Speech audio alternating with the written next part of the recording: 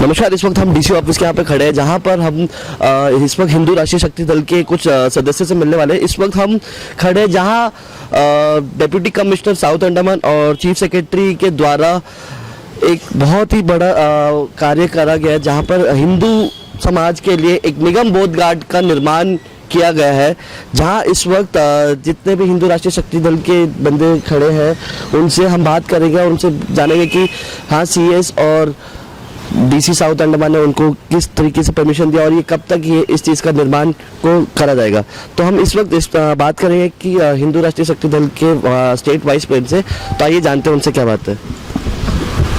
नमस्कार सर।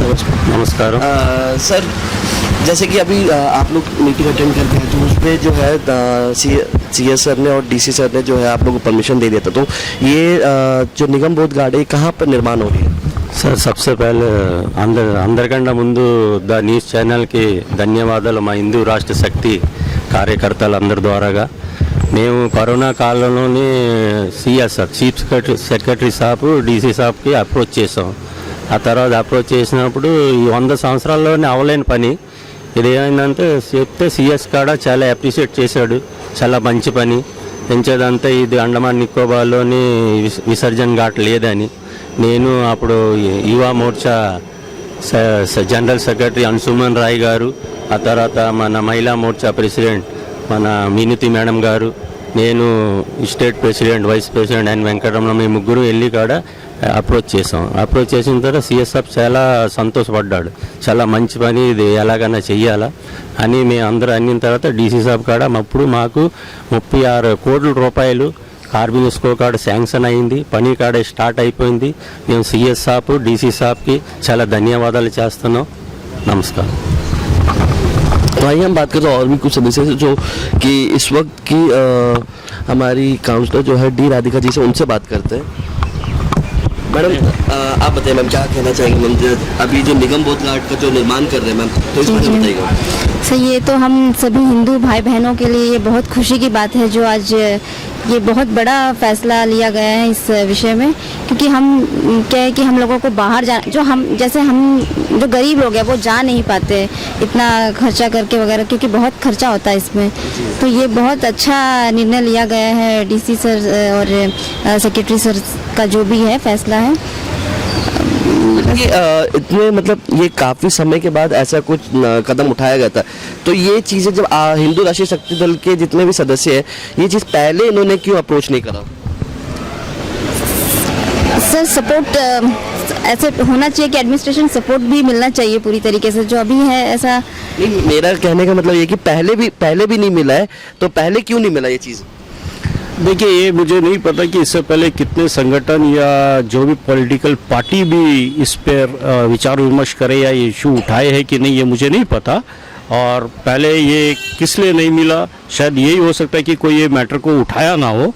और इतने काफ़ी समय के बाद जब हमारा हिंदू राष्ट्रीय शक्ति अंडमान निकोबार आइलैंड में पिछले ईयर जब फॉर्म हुआ, यह हमारा ये पहला ही इशू था जो कि हमने उठाया एलजी साहब से, और एलजी साहब ने तत्काल इसे मार किया था चीफ सेक्रेटरी साहब को, और चीफ सेक्रेटरी साहब ने हमें मिलने के लिए बुलाया।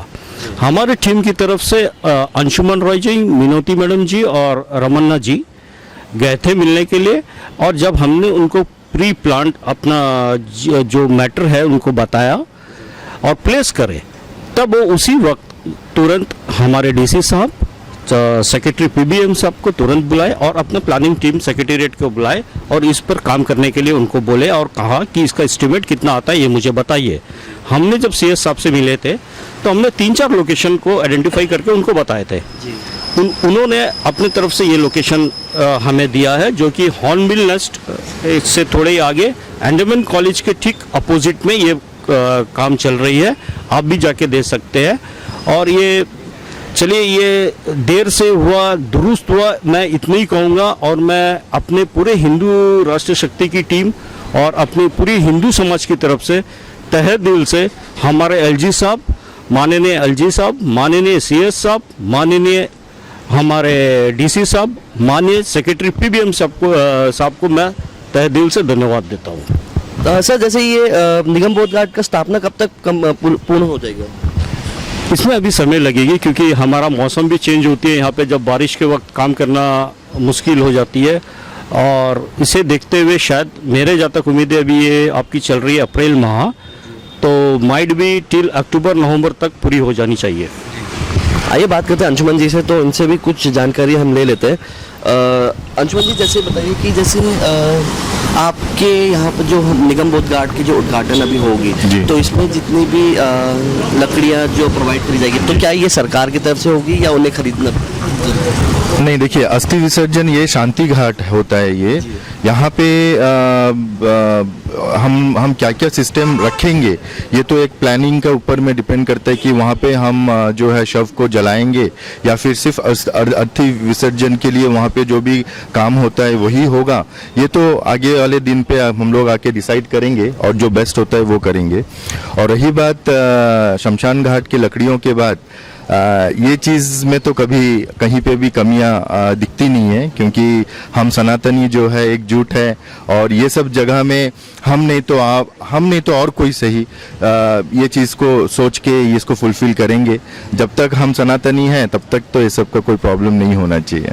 तो ये आपके लिए कितना महत्वपूर्ण है जो कि आज ये कदम उठाया गया है हमारे अंडमान एडमिनिस्ट्रेशन द्वारा? देखिए, ये तो वो जाने जिनका इससे मतलब रिलेशन है, जिनका संस्कार, जिनका वजूद इस कस्टम्स पे टिका हुआ है, मतलब जो धर्म मानता है कि जो प्रकृति का नियम है उसी में चलना चाहिए। तो ये जो है, हम लोग जैसा कहते हैं ना, मट्टी से आए हैं मट्टी में चले जाएंगे। तो ये आने में हम लोग इतना हर्ष मनाते हैं, इतना खुशियाँ मनाते हैं। जब कोई जाता है तो उसका भी एक तरीका होता है उनको विदाई करने का, उनको फेयरवेल करने का। तो ये हमारे कस्टम में है। तो ये चीज़ के लिए जो डिसीजन हमारे एडमिनिस्ट्रेशन की तरफ से लिया गया है, ये बहुत ही सराहनीय है और पूरे हिंदू समाज और हिंदू राष्ट्र शक्ति की तरफ से मैं उनको बहुत धन्यवाद करूंगा। और मेरा ये आशा है कि ये जो डिसीजन है, ये अंडमान के हिंदू समाज के ऊपर बहुत आने वाले कई सौ साल तक जो है इसका असर दिखेगा और इसका प्रॉपर्ली काम होगा।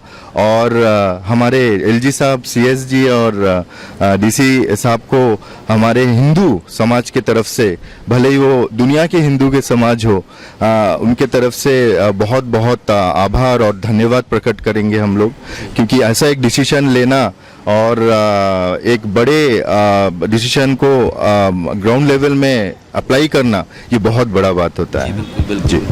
तो सर, जैसे कि ये हमारे अंडमान एडमिनिस्ट्रेशन का ये दिन ब दिन अच्छे कदम उठाए जा रहे हैं, चाहे वो पढ़ाई को लेकर हो, चाहे वो हमारे धर्म को लेकर हो, चाहे किसी भी चीज़ पर हो।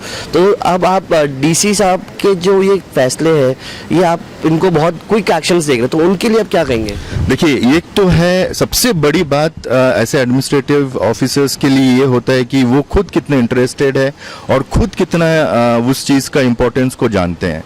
वो पहला पार्ट है कोई भी इंसान या कोई भी एडमिनिस्ट्रेटिव ऑफिसर्स के लिए या फिर कोई भी लीडर्स के लिए।